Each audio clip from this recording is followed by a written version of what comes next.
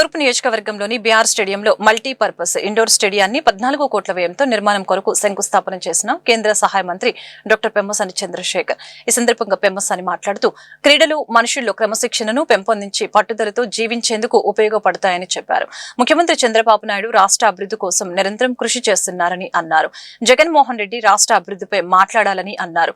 Mind set పై మీకులాగా మేం మాట్లాడగలమని హెచ్చరించారు.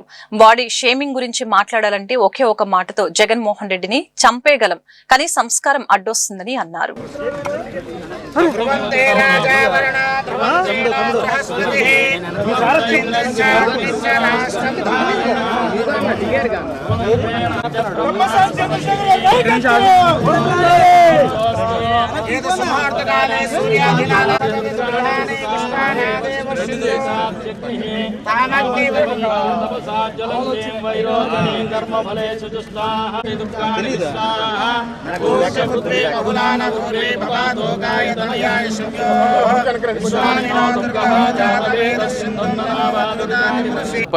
సంవత్సరాలుగా ఉన్నటువంటి బీఆర్ స్టేడియంని,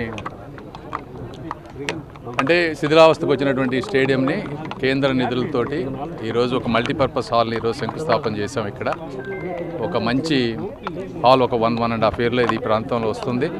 వస్తే క్రీడలన్నీ ఈ ప్రాంతంలో అభివృద్ధి చెందుతాయి. మళ్ళీ దేశ స్థాయిలో గుంటూరు ప్రాంత ప్రజలు పోటీ పడే విధంగా, చరిత్రలో నిలబడే విధంగా ఇప్పుడు పేర్చబోయేటువంటి ఇటుకలు సాధిస్తాయని నేను అనుకుంటా ఉన్నాను.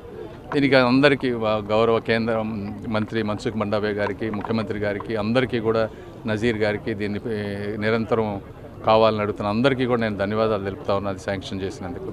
Thank you.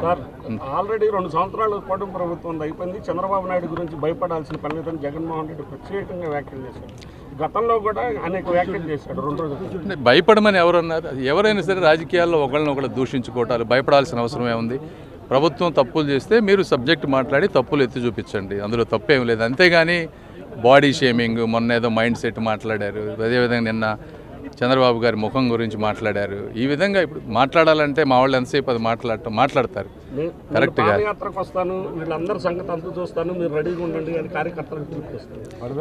అదేగా పాదయాత్ర చేయమనండి. ఒకటి, చెట్లు నరకకుండా చేయమనండి. ఒకటి నంబర్ 1. రెండోది, ఈసారి ఆ పాదయాత్ర చేస్తే ఇక ఈ పాదయాత్రల పరిస్థితి కూడా జనాలకి విరక్తి వచ్చి అది కూడా అయిపోతుంది. విజన్ వైపు అనడానికి ఈరోజు ముఖ్యంగా చరిత్ర కలిగినటువంటి బ్రహ్మానందరెడ్డి స్టేడియం 1954లో స్థాపించిన తర్వాత ఇప్పటి వరకు అనేక ప్రభుత్వాలు మారినటువంటి పరిస్థితులు ఉన్నాయి.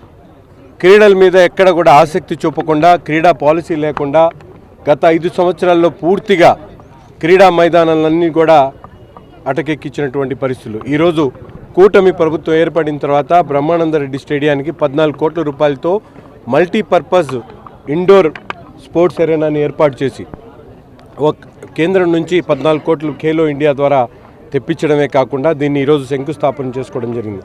గత ప్రభుత్వంలో పూర్తిగా నిర్లక్ష్యాన్ని, ఈ ప్రాంతంలో పేద మధ్యతరగతి ప్రజలు వాకింగ్ చేసుకునేటువంటి ట్రాక్ కూడా లేనటువంటి పరిస్థితులు, ఆ ట్రాక్ మీద కుక్కలు స్థైర్య విహారం చేస్తూ ఉంటే ఈ కూటమి ప్రభుత్వం ఏర్పడిన తర్వాత గతంలో 2.5 కోట్ల రూపాయలతో ఒక పక్కన అభివృద్ధి చేయడం కాకుండా ఈరోజు 14 కోట్ల రూపాయలతో కేంద్ర ప్రభుత్వ నిధులతో దీన్ని మల్టీపర్పస్ స్పోర్ట్స్ అరేనాని ఏర్పాటు చేయడం, పెద్ద ఎత్తున అభివృద్ధి కార్యక్రమాలు చేయడం, ఒక పక్కన క్రీడా పాలసీని తయారు చేసుకొని 3% రిజర్వేషన్ స్పోర్ట్స్ కోటాలు ఇవ్వడం, ఇవన్నీ కూడా క్రీడలకు ఒక ఆసక్తి కలిగించేటువంటి విధంగా కార్యక్రమాలు తీసుకోవడం జరుగుతూ ఉంది.